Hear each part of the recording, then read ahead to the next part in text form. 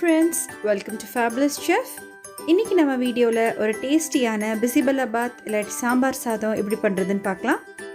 இது ஒரு ரொம்பவே டேஸ்டியான ரெசிபி. நீங்க நம்ம சேனலுக்கு புதுசா இருந்தா subscribe பட்டன் கிளிக் பண்ண மறந்துடாதீங்க. வாங்க வீடியோக்குள்ள போலாம். தேவையான பொருட்கள்: மல்லி எடுத்துக்கோங்க, ஒரு 4 டேபிள் ஸ்பூன் அளவுக்கு எடுத்துக்கோங்க. ஜீரகம் 1 டேபிள் ஸ்பூன், 1/4 டீஸ்பூன் அளவுக்கு வெந்தயம் எடுத்துக்கோங்க.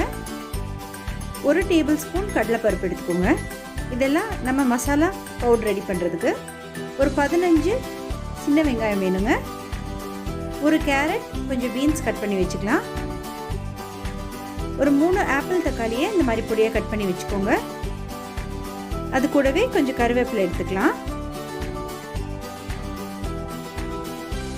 நான் இன்னைக்கு 1 டம்ளர் சாப்பாட்டு அரிசியும் 1/2 டம்ளர் துவரம் பருப்பும் எடுத்திருக்கேன். 1 டம்ளர் அரிசிக்கு 1/2 டம்ளர் பருப்பு கரெக்டாக இருக்கும்.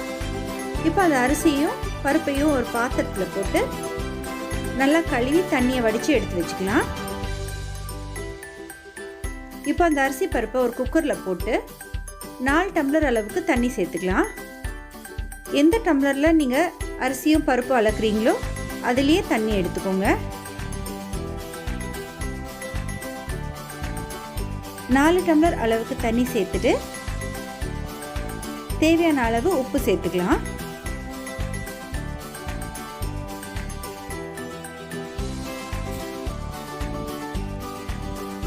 ஒரு டீஸ்பூன் அளவுக்கு உப்பு சேர்த்து குக்கரை மூடி ஒரு 2 விசில் வர வரைக்கும் வேகட்டும். இப்போ ஒரு வடசட்டி எடுத்துக்கோங்க. அதில் 1 டீஸ்பூன் அளவுக்கு எண்ணெய் சேர்த்து நம்ம மசாலா பொருட்கள் எல்லாம் வறுத்துக்கலாம். 4 டேபிள் ஸ்பூன் அளவுக்கு வர கொத்தமல்லி சேர்த்துருக்கேன். அதை ஒரு 2 நிமிஷம் நல்லா வணக்கிக்கலாங்க. ஸ்லோ ஃப்ளேம் வச்சுக்கோங்க. அந்த நல்ல வாசம் வர வரைக்கும் அதை 2 நிமிஷம் வணக்கிக்கலாம்.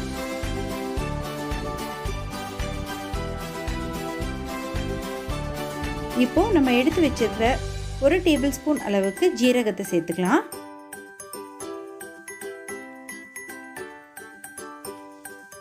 அது கூடவே 1/4 டீஸ்பூன் அளவுக்கு வெந்தயம் சேர்த்துக்கலாம். வெந்தயம் ரொம்ப போடாதீங்க, இல்லாட்டி கசப்பாயிரும். இப்போ 1 டேபிள் ஸ்பூன் அளவுக்கு கடலைப்பருப்பு சேர்த்துக்கலாம். இது எல்லாத்தையுமே ஒரு 2 நிமிஷம் வணக்கிக்கோங்க. நம்ம இந்த பிசிபெலாபாத்துக்கு சாப்பாடையும் பருப்பையும் தனியாக வேக வச்சுக்கணும். அந்த சாம்பார் கிரேவியை தனியாக பண்ணிக்கணும். அதுக்கப்புறமா 2யும் மிக்ஸ் பண்ணிக்கணும். இப்போ ஒரு 7 வரமிளகா சேர்த்துக்கோங்க. வரமிளகா உங்கள் காரத்துக்கு ஏற்ப சேர்த்துக்கோங்க. நான் இன்றைக்கி 7 வரமிளகா சேர்த்துருக்கேன். அது கூடவே கொஞ்சம் கருவேப்பிலையும் சேர்த்து நல்லா வறுத்துக்கலாம். ஒரு 2 நிமிஷம் நல்லா வறுத்து ஆற வச்சுக்கோங்க. ஆறுனதுக்கப்புறமா நம்ம அதை பவுடர் பண்ணி எடுத்துக்கலாம்.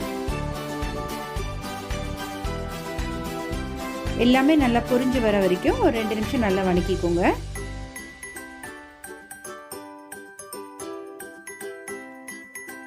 நல்லா இப்போ பொரிஞ்சு வந்திருக்கு. ஃப்ளேம் ஆஃப் பண்ணி ஆறுனதும் அரைச்சிக்கலாம். இப்போது ஒரு வடசட்டியில் 1 டேபிள் ஸ்பூன் அளவுக்கு நெய் சேர்த்துக்கோங்க. பிசிபெலாபாத்துக்கு எப்போவுமே நெய் தான் நல்லா டேஸ்ட்டாக இருக்குங்க. நெய் சூடானதும் 1 டீஸ்பூன் அளவுக்கு கடுகு, 1 டீஸ்பூன் அளவுக்கு உடைச்சி உளுந்து சேர்த்துக்கோங்க. அது கூடவே 1 டீஸ்பூன் அளவுக்கு ஜீரகமும் சேர்த்துக்கலாம். இப்போ இது எல்லாத்தையுமே நல்லா வணக்கி விட்டுக்கோங்க.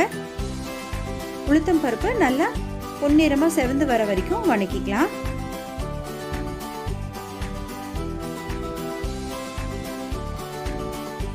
இப்போ பாருங்கள், எல்லாம் நல்லா செவந்து வந்துருச்சு. இப்போது நம்ம எடுத்து வச்சிருக்கிற ஒரு 15 சின்ன வெங்காயத்தை சேர்த்துக்கலாம். அது கூடவே கொஞ்சம் கருவேப்பிலையும் சேர்த்து இந்த சின்ன வெங்காயம் பொன்னிறமாக வர வரைக்கும் வணக்கிக்கோங்க.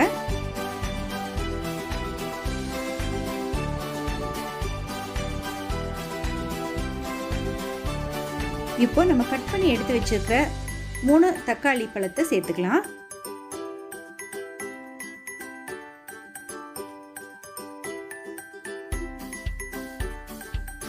இப்போ தேவையான அளவு உப்பு சேர்த்துக்கலாம்.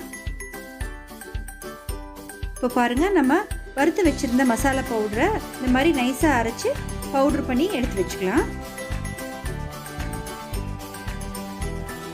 இப்போ வெங்காயம் தக்காளி எல்லாம் நல்லா வணங்கிடுச்சு. இப்போ நம்ம கட் பண்ணி எடுத்து வச்சிருக்கிற காயெல்லாம் சேர்த்துக்கலாம். நான் இன்றைக்கி ஒரு கேரட்டும் 6 பீன்ஸும் சேர்த்துருக்கேன். அது கூடவே கொஞ்சம் முருங்கைக்காயும் சேர்த்துக்கலாம். எப்பவுமே இந்த பிசிபெலாபாத்துக்கு முருங்கைக்காய் சேர்த்திங்கன்னா அந்த ஃப்ளேவர் ரொம்பவே நல்லாயிருக்கும். கொஞ்சம் மஞ்சத்தூளும் சேர்த்துக்கலாங்க. நான் இன்றைக்கி ஒரு 3 முருங்கைக்காய் கட் பண்ணி வச்சுருக்கேன், அதையும் சேர்த்துக்கலாம். எல்லாத்தையுமே சேர்த்து நல்லா வணக்கி விட்டுக்கோங்க.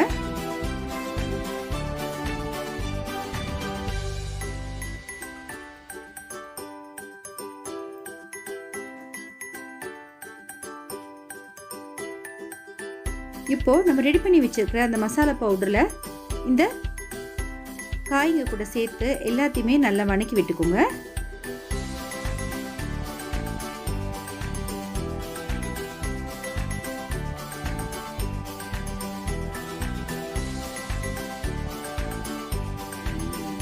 இது கூட ஒரு 4 கப் அளவுக்கு தண்ணி சேர்த்துக்கலாம். அந்த காயெல்லாம் நல்லா வெந்து வரணும்.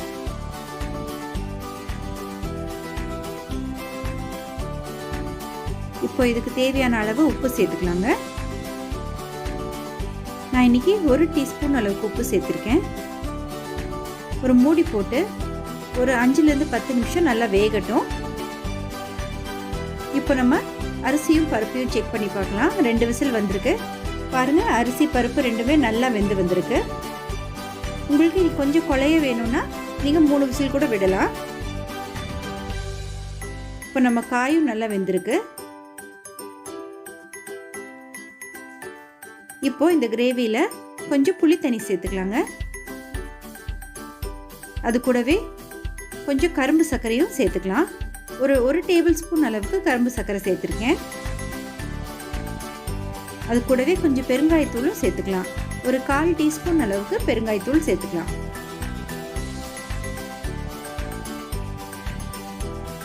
உப்பு புளிப்பெல்லாம் கரெக்டாக இருக்கான்னு செக் பண்ணிக்கோங்க.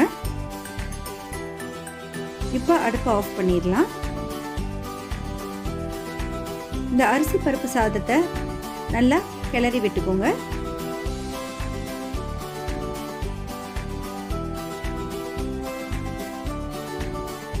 கிளறி விட்டதும் ஒரு டேபிள் ஸ்பூன் அளவுக்கு இந்த சாதத்தில் நெய் சேர்த்து நல்லா கலந்து விட்டுக்கலாம்.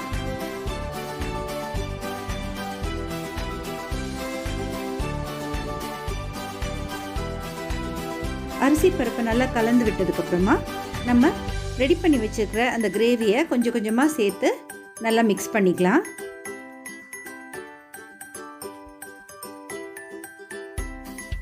இப்போ பாருங்கள், நம்ம ரெடி பண்ணி வச்சுருக்கிற அந்த சாம்பார் கிரேவியை கொஞ்சம் கொஞ்சமாக இந்த ரைஸில் போட்டு நல்லா கலந்து விட்டுக்கோங்க.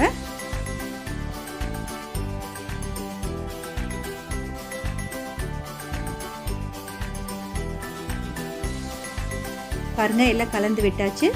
இப்போது கொஞ்சம் கொத்தமல்லி தழையை நல்லா பொடியாக கட் பண்ணி தூவி விட்டுருங்க. அவ்வளோதான் ஃப்ரெண்ட்ஸ், நம்மளோட சூப்பரான பிசிபெலாபாத் இல்லாட்டி சாம்பார் சாதம் ரெடி ஆயிடுச்சு. கண்டிப்பாக ட்ரை பண்ணி பாருங்கள். லைக் பண்ணுங்கள், கமெண்ட் பண்ணுங்கள். ஃபேபுலஸ் செஃப்புக்கு கண்டிப்பாக சப்ஸ்கிரைப் பண்ணுங்கள்.